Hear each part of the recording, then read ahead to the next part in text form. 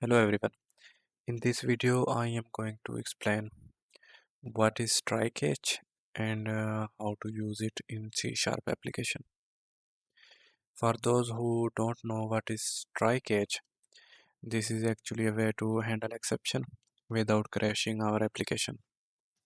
For example, I am going to remove this for now and I am creating a string variable which is value and I am passing parse and this will work fine. Mm, Now I am now to check that the value has been parsed, we can print the value in console int value.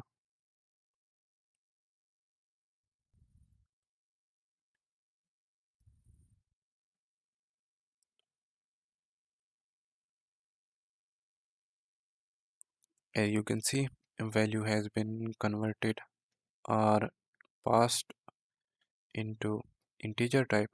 But let's say if I pass my name Zafar, what will happen in real world application? It will crash the whole program, which is what we don't want. We need the exception, but we need to know that there is an exception in our program, but we don't want our program to be crashed. To do that,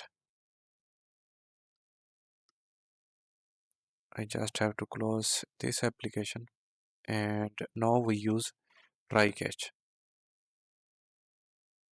In try, we write the block of code where exception can occur. So I will copy these two lines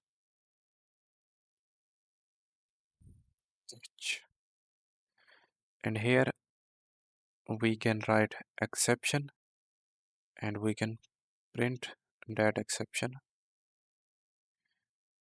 on console.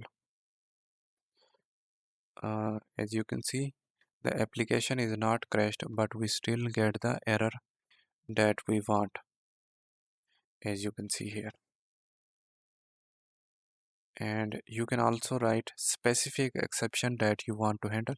For example, in this case, it was a format exception. So it has printed that value, but if we trigger another exception, for example, a divided by zero exception, this will not work and it will. So if we try to divide num1 by num2, now this will cause an error and as you can see, this is not the format exception, this is divided by zero exception and it will still crash the program. So if I stop this for now and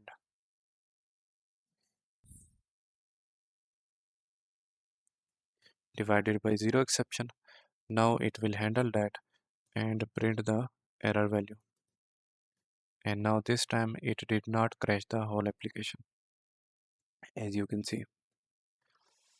To check which type of exception is happening or causing issue, you can trigger the exception in the Visual Studio and this will show you the type of exception. As you can see, divided by zero exception. And if we go back and trigger the format exception, here you can see it is reporting format exception. So you can check the type of exception that is happening or causing issue and specify that in the try catch. Another option is to just write exception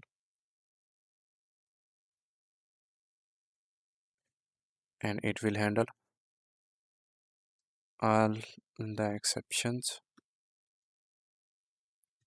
For example, if I console,